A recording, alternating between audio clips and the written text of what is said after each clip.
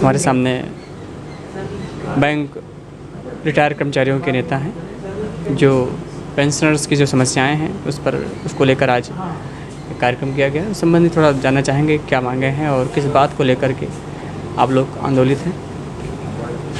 Sir, सबसे पहले आप परिचय जानना चाहेंगे, आपका परिचय क्या है? मैं अतुल स्वरूप, CBPRO का general secretary, all India state bank pensioners association का भी जनरल सेक्रेटरी हूँ। और आज हम लोगों ने अपनी लंबित मांगों के संदर्भ में एक धरना दिया था लखनऊ मुख्य शाखा में, जिसमें सभी बैंकों के रिटायर्ड लोग पेंशनर्स एकत्रित हुए।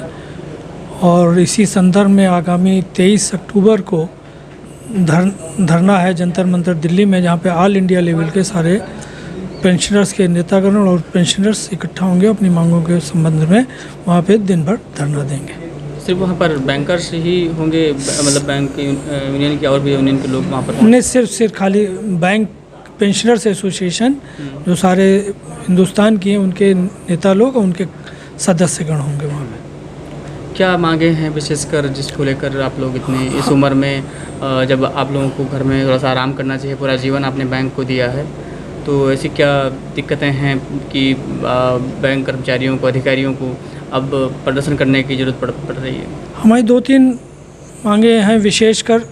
सबसे मुख्य मांग है हमारी पेंशन अपडेशन, जबकि सभी विभागों में, चाहे केंद्रीय सरकार हो चाहे राज्य सरकार हो, जब भी वेतन समझौता होता है, वेतन नवीनीकरण होता है, तो पेंशन का भी नवीनीकरण हो जाता है। बैंक एक ऐसी संस्था है जहाँ पे एक बार जो पेंशन फिक्स हो गई, वो पूरे जीवन भर आपको वही पेंशन मिलती रहती है, उसमें कोई बढ़ोतरी नहीं होती।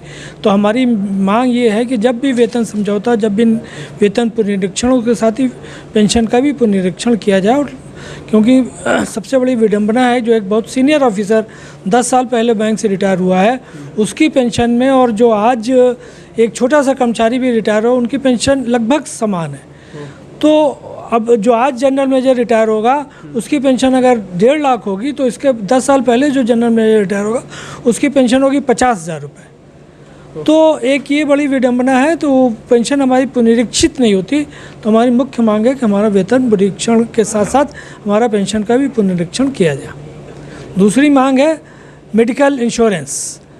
बैंक के कर्मचारियों और अधिकारियों का जो भी पेंशन मेडिकल का खर्चा होता है, वो बैंक बियर करती है, लेकिन रिटायरमेंट के बाद बैंक के पास कोई ऐसा साधन नहीं है कि बैंक अपने रिटायर्ड कर्मचारियों के मेडिकल का कोई देख रेख कर सके। तो हमारी मांग है बैंक कर्मचारियों और अधिकारियों जो भी पेंशनर्स हैं, उन सबको बैंक अधिकारियों कर्मचारियों की बात या तो इंश्योरेंस की सुविधा जाए या बैंक उनके मेडिकल का स्वयं खर्च वहन करे। ये हमारी मुख्य मांग है। तीसरी मांग हमारी बैंक स्टेट बैंक के बारे में है। स्टेट बैंक में पहले कुछ कर्मचारियों को 50% और कुछ को 40% मिलती थी। यद्यप अब सबको 50% मिले, लेकिन ये हुआ है 10 नवंबर 2023 से।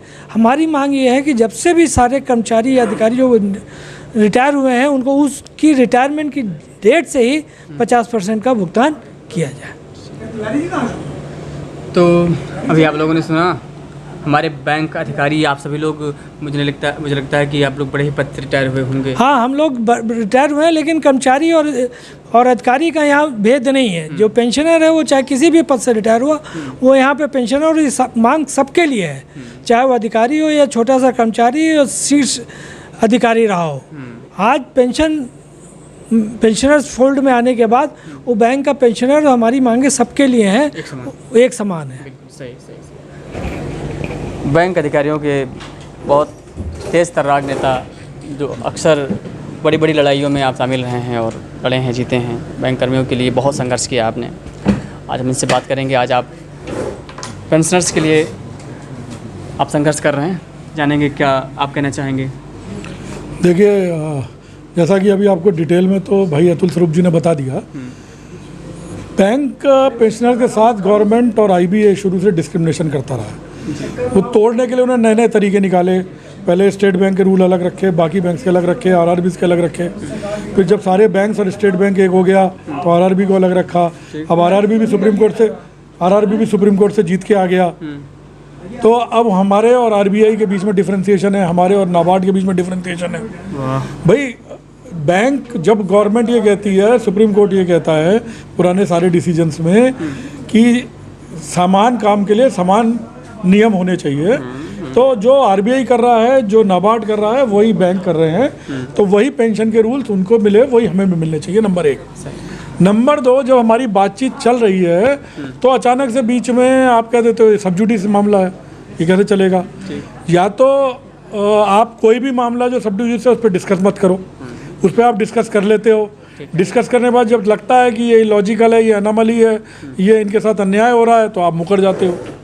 अभी सबसे लेटेस्ट है, 8 मार्च को एक मीटिंग हुई यूएफबीयू की। वो अलग बात है कि तब तक भी हम रिटायर हो चुके थे।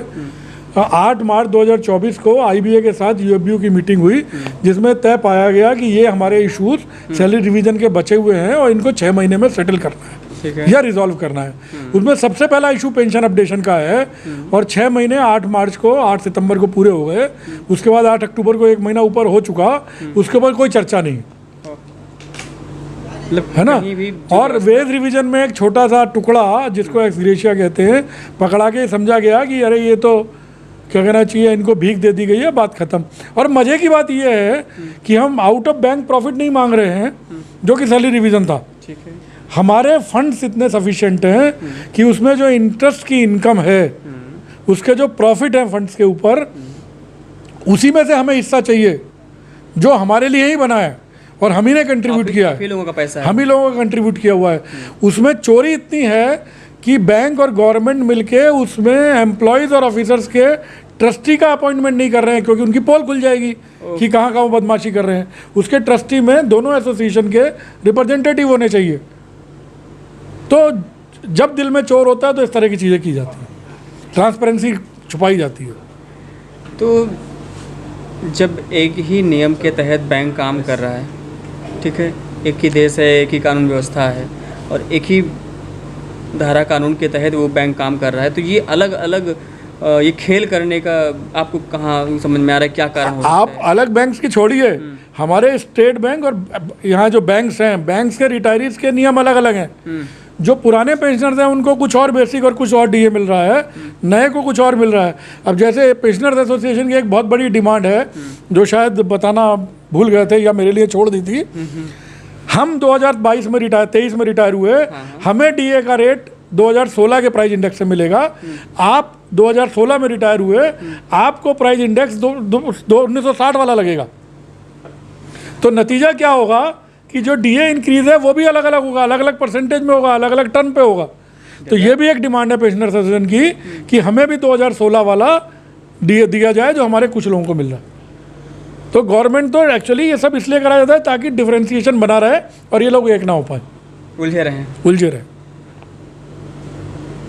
तो ये है, अभी आप लोगों ने सुना पवन जी के माध्यम से, ये है बैंकिंग व्यवस्था, जो कि मुझे ऐसा लगता है कि जो भारत की बैंकिंग सिस्टम है, व्यवस्था है, वो दुनिया की नंबर 1 हो सकती है। अगर चीज़ों को सुधार दिया जाए बहुत ही शानदार हो सकता है। बहुत बहुत धन्यवाद।